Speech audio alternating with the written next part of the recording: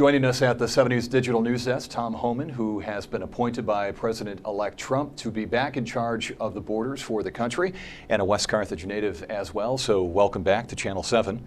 Thanks for having me. This is home. And it's good to see you. Can you just define this new role for you? Because you were the acting director of ICE. Everyone is saying that you're going to be the czar, border czar. I don't know if you like that term, but can you define what you're going to be doing for President-elect Trump? Well, this is a different job. It's I'll be reporting directly to the president, so I'll be at the White House, and the title is border czar. It's really like a senior policy advisor.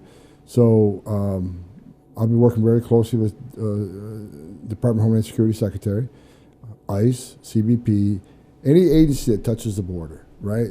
There'd be 10 different stovepipes coming to the White House on what decisions need to be made and what the strategy shall be. Now we got one stovepipe coming to the White House, that's me. So I'll be making decisions on border security and deportation. You know, everybody talks about this mass deportation operation, and President Trump talks about. I'll oversee that and come up with a strategy for that. So I'm really at the White House giving direction to these various branches and what they need to do. In this role, do you have a stronger grip on the decisions that can be made? Do you know what I mean by that? Or you have a little bit more, I don't want to say power, but you have a little bit more control over it this time? I'll be making decisions how we do the border and how we do interior enforcement, absolutely. A lot of things to cover. I first want to ask for yourself, what was the phone call that you got, if you can share that, from President-elect Trump to ask you to come back to serve in this role? Well, I worked with President Trump before, and President Trump, I thought he was a good president, great president. His success on the border during his first administration, we had illegal immigration at a 45-year low. I mean, illegal immigration was down 83 to 90%. So it's, I worked for 6 presidents starting with Ronald Reagan. President Trump was more successful than the other 5 combined on what we did on the border. So look, the last 4 years, this administration, I've said it 1,000 times on other networks, that this administration is the first administration in the history of the nation that came into office and unsecured a border on purpose. It wasn't an accident. Wasn't mismanagement. Joe Biden ran on amnesty, getting rid of ICE, have a moratorium on deportations, and remember he raised his hand to get free health care to illegal aliens. So when you make those types of promises, the whole world's going to come. So we went from the most secure border in my career to historic illegal immigration. President Trump, we've been in contact. He knows I'm a border guy. He knows we were very successful in the first administration. He's probably saw me for the last 4 years on my network complaining about the devastation of the southern border. So he calls me up and says, okay, you're complaining about it. You want to fix it? So how do you say no? If I said no, I look like a hypocrite. But this is the second time I come back from my retirement. Look, I love my country. I love New York. New York's got their own problems up on the northern border, which I'm going to pay attention to when I get to the White House. So duty calls, I'm doing it. When the president asks, you do. Let's talk about the northern border. We've seen the stories that we've done here at Channel 7 of just people walking across the border, coming across St. Lawrence River, you know the area. Compare it to the southern border. Is it apples to oranges, or is it worse here? Is it not as bad here as what the southern border? Well, raw numbers, the southern border, of course, has more crossings. But percentage-wise, you got a lot fewer resources up here in Border Patrol agents, so they're overwhelmed. And they're not catching a lot of them because there's only so much the few resources up here can do. If you remember the northern border, what this administration did was take about half of the northern border agents, even though there's not many of them, and moved them to the southern border. A lot of the agents that remained here were processing illegal aliens from the southern border virtually on a computer. So there's very little river patrol or lake patrol or road patrol.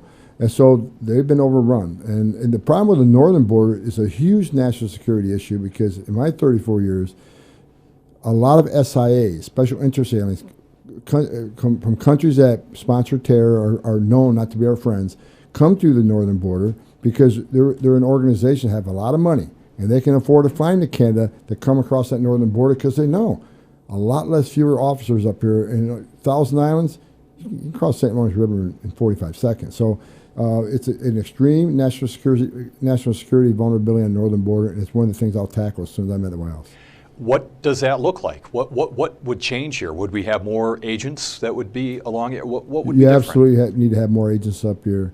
You need to end catch and release. If you're going across the northern St. Lawrence River or come across the lake or on foot, They need to know right from the start, you can come, but you're going to be arrested, you're not going to be released, and we're going to remove you. It's not going to be like the Biden administration, we're going to process and release you and never to show up in court. You're not walking away. We're going to lock you up. So more agents will end catch and release. And look, there has to be, President Trump has to work with Prime Minister Trudeau and say, look, you need to enforce whatever immigration laws you have because this is a gateway into the United States. So there needs to be some negotiation between the two governments. But until then, we're going to do what President Trump did before. End catch and release. Put the Remain in Mexico program, something similar to Canada. And up in Canada, do the same thing because the Remain in Mexico program was a game changer. He needs to work with all these countries for repatriation. So there's a lot of policy things that needs to be done, but we've done it once before, so it's going to be a little easier this time. But there has to be an understanding from Canada that they can't be a gateway to terrorists coming into the United States. What does the border look like now in terms of who comes across? What are the problems that come with it? Because you're talking in the past, you talk about drugs, you talk about smuggling, you talk about sex trafficking, right? There's two things about the current border situation. This administration says border numbers are down 50, 60%. Stone cold lie. What they've done is they created different programs to bring them in and parole them in. You got the CBP One app. They're bringing thousands of illegal aliens a day through a port of entry and releasing them on parole. They call that illegal pathways. Nothing legal about it. It's the same population of illegal aliens, but they took a piece of them and put them through the port of entry. Then they got the CHMV program. They're flying thousands in to U.S. city airports from CHMV program, which is Cuba, Nicaragua, Venezuela, and Haiti, bringing thousands of them, and they're coming straight into our airports. That stuff's going to end day one. So the numbers aren't really down. If you take those two programs plus what the Border Patrol is still catching, and plus what's got away, they're still historic numbers. So that's the facts on the border. But what's coming across the border, here's what I tell people. I don't care what your opinion is on illegal immigration. You may want to think these people are coming for a better life. I get it.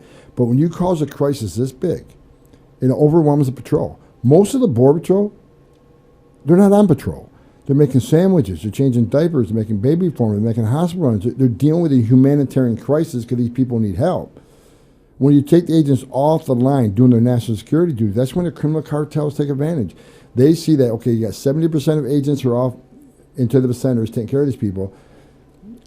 Let's send a family group of 100 through this area. Whatever left on the border is going to seize to that humanitarian crisis. Then they create gaps. That's when the fentanyl comes across that kill a quarter million Americans. That's when sex trafficking happens. They've had a 600% increase in sex trafficking. That's when the known suspected terrorists are going to come across. We got 2 million gotaways, over 2 million gotaways, because there's such a wide open area down there now because there's no Border Patrol agents. Why did 2 million people pay more to get away? Because you pay the cartels one amount of money to just get to the border, turn yourselves in. The cartels, their job ends at the border. But if you want to get away and not turn yourself in and not get fingerprinted and not get vetted, it costs you a hell of a lot more. If you're a Chinese national and want to get to New York, you're looking at least $45,000. Why did 2 million people pay more to get away? Why didn't they pay less, turn yourself in, get a free airline ticket to the city of your choice, get a free hotel room, get 3 meals a day, get free medical care, and get work authorization? Why do they pay more not to take advantage of that free giveaway? That should scare the hell out of everybody. It does me, because they didn't want to be vetted. These are going to be people from terrorist-sponsored countries. These are going to be criminals, gang members, and people that are carrying fentanyl. Pretty nasty stuff, pretty intense people that can come across the border illegally. And zero it in for us. Is that happening here on our northern border? Oh, absolutely. Look, fentanyl is making it in every city, town, and state in this country. And look, I grew up here. I grew up in West Carthage, New York, And if you heard of someone had marijuana, that was a big deal. Now we got drugs that are killing people. And the problem is in fentanyl, I want folks to know, most of the deaths from fentanyl, there's been over 250,000 under this administration. They're not drug addicts. Most of these deaths, they're poisonings. They don't know what they're taking. They think a college kid's taking a pill to stay up and study for a test at night. Unknown to him, it's laced with fentanyl, and he dies. So fentanyl is making it every town, city, and state, and so is illegal immigration. Look, I know there's some hotels in upstate New York that have these people up here, and they're starving our school system. They're starving our hospital system, our trauma centers. And you read there's been several instances in Syracuse and Buffalo where they've committed very heinous crimes against young women here. So, again, this is home. It'll be on my mind day one. No one's going to attack my home and get away with it, not if I can do something about it. You've talked about mass deportations. That has come up in other interviews and the cost of that, and where that enforcement could happen, and that could be workplace enforcement. Is Well, that what you first of said? all, people are complaining, or the left's complaining, this is going to be an extremely expensive operation.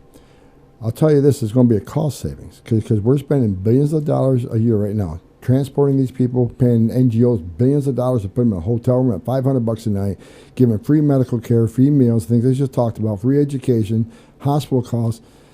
Over time, this will be a cost savings because all those costs I just talked about, they're in perpetuity. Mass deportation is going to cost money up front, but in the end, we're going to save the taxpayers a lot of money.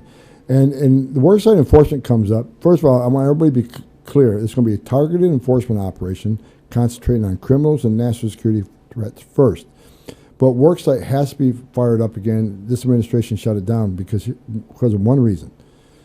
Most victims of trafficking we find at work sites, whether it's the meatpacking plant, whether it's the massage parlor, where people are forced into labor to pay up their smuggling fees.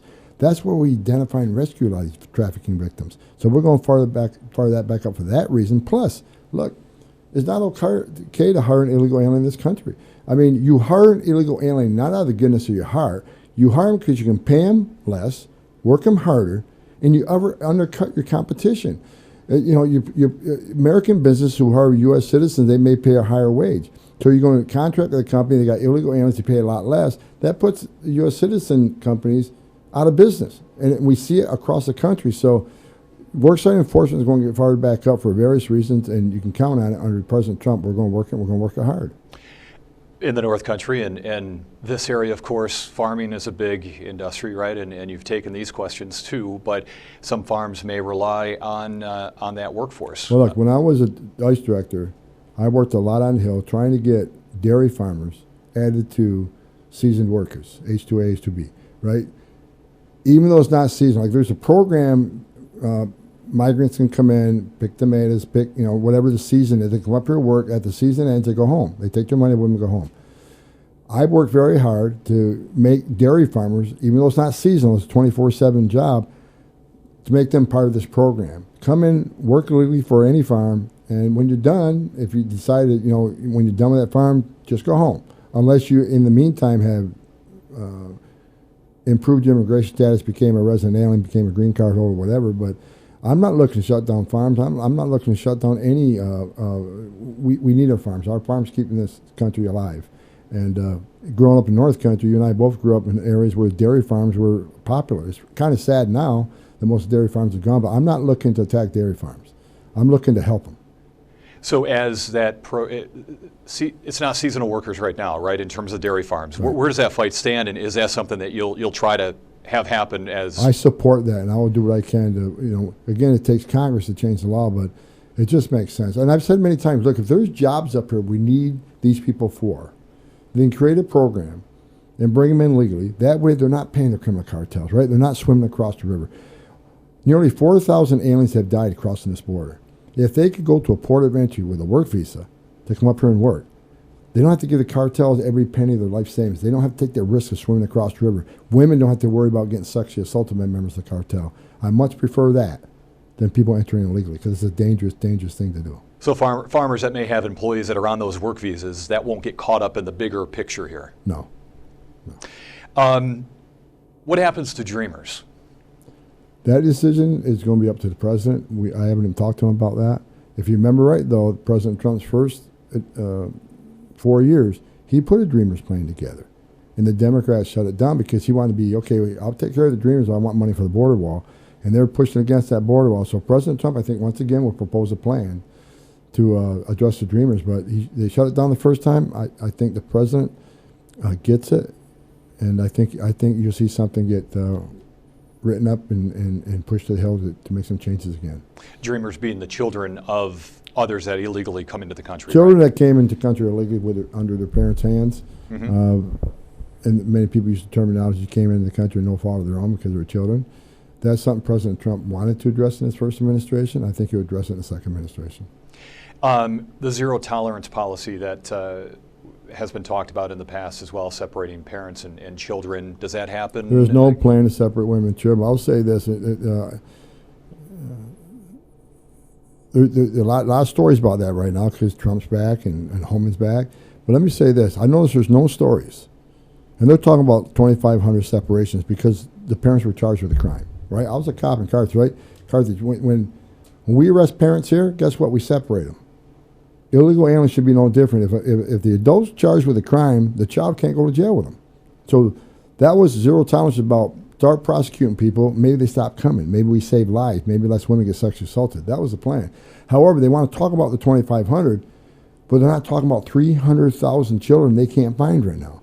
300,000, over 300,000 children have been smuggled in this country by criminal cartels. The government released them to so-called sponsors. The government can't find them. They don't know where they're at. And I'm telling you, based on my 3.5 decades of doing this work, a lot of these children are in forced labor, a lot of these children are in sex trafficking.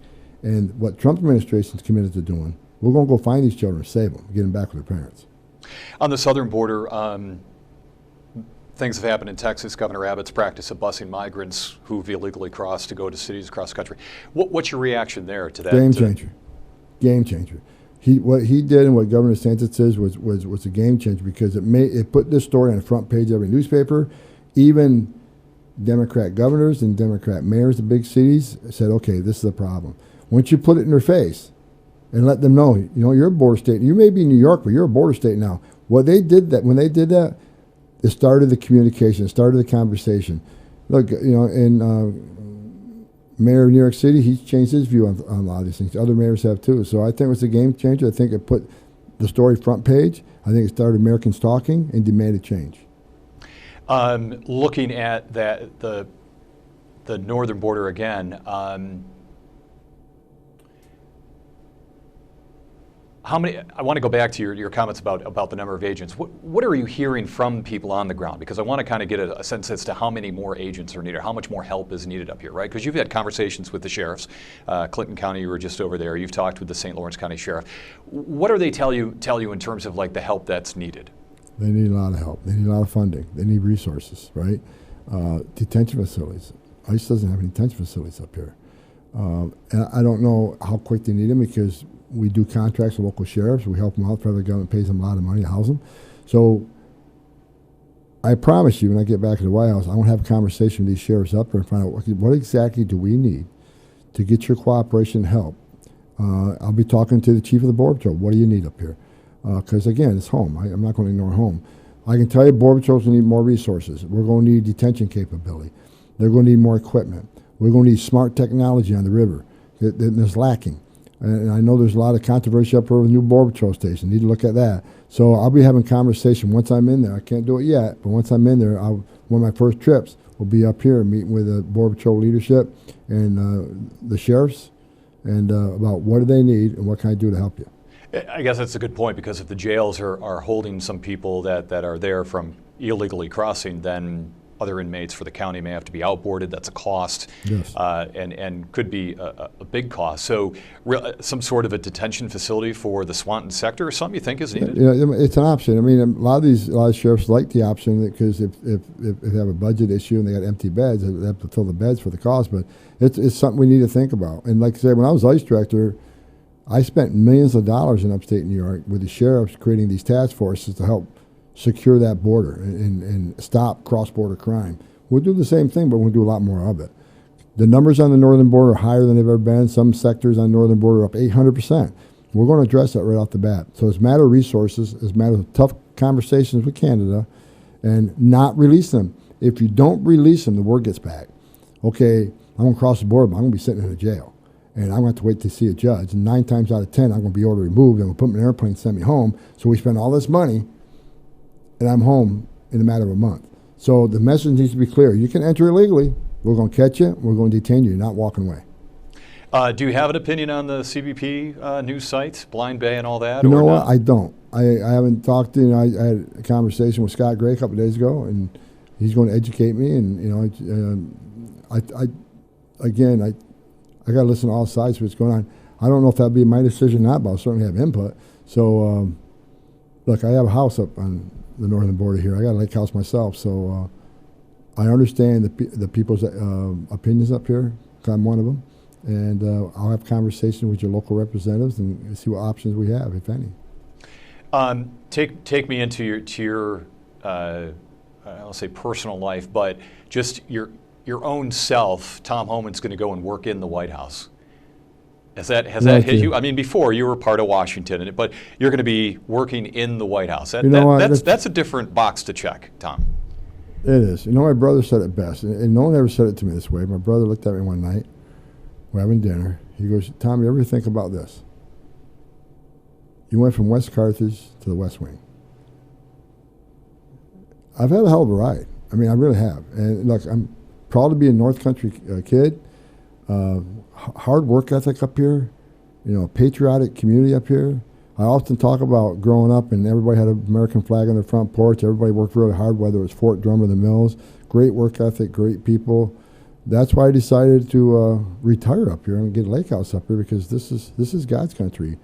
So it's I wish my parents were still around, but they're not. But this is a great community. People up here are blessed by the very fact you live in this community. Great football, great wrestling. I mean, it's and you got two of my favorite food spots up here, which I hit as soon as I got here. So I love the North Country. North Country builds character. Hardworking, patriotic people in the North Country. I hope to think I like to think I'm one of them. What are your two favorite restaurants? Can you say? No, last time I did that, I was on this show. Yeah. I had 100 other restaurants calling me and yelling at me. So I'm not going to tell you. I'll tell you this: I love cheese curd and I love croque and bologna. But I won't pick out a restaurant. I took so much heat the last time we did that. All right, fair enough. And final question, talking about the North Country and the way that it votes, very much for President-elect Trump this time around and last time. But you know that the area's voted Democratic before too for President Obama. You couldn't have been surprised by that. No, I think the country realizes that every state is a border state. Regardless, like I said, regardless what your opinion is on illegal immigration, when the border's out of control, that's when you have 250,000 Americans dying from fentanyl. That's when you have sex trafficking increased by 600%. That's you have a record number of terrorists being arrested coming across the southern border and the northern border. And remember, we just arrested 8 that were planning a Russian-type event here just 2 months ago, so we know they're here. So I think people realize you can't have national security. You can't have strong national security unless you have border security. We got to know what's coming in, who's coming in, why it's coming in, where it's coming in. It's really necessary. So I'm not surprised. And plus, I think the economy is a big part of it. But I think people really realize, let's not forget about 9/11. After 9/11 happened, I was in D.C. We created all these policies to prevent a terrorist from getting an airline ticket to come to the United States, getting a visa to come to the United States to do us harm. So we created all these different databases: TSA no-fly list, FBI screening database, visa security program, DOD intelligence. All these databases now we vet people in. And it's worked pretty good for the last 20 years. However, they're not going to work very well today when a terrorist can simply go to Mexico, pay a little bit extra money to the cartel, and be a getaway. That way you're off the radar. No one even knows you're here. So I think people realize this is a huge issue for this country. Even Christopher Wray, the FBI director, who I don't get along with, even he says is the biggest national security vulnerability in history of this nation. I think the people made the right decision. President Trump will give us another secure border like he did before, and we'll finish the job this time. And I hope and pray the American people pay attention. Look, I make this promise. We're going to be very transparent. I see a lot of bad stories in this mass deportation operation. We're going to prove to the American people we're concentrating on public safety threats and national security threats first. And we're going to be very transparent. We'll have a lot of media press conference and tell them exactly what we're doing so we can control the narrative on this and show the American people the truth. I think once they see how we do that, it's going to be humane. No one's going to be mistreated. We want to show the people we can do this right. And I think because we can't lose the faith in the American people. It's a very controversial, very emotional issue. It always has been. But it's gotten to the point now, it's a big national security vulnerability. We can't ignore it anymore. I don't care if you're Republican, Democrat, Independent. We all have to agree that border security is national security, and we got to fix it. From West Carthage to the West Wing, that's pretty good. Yeah. Thanks for joining us. Thanks for having me, man.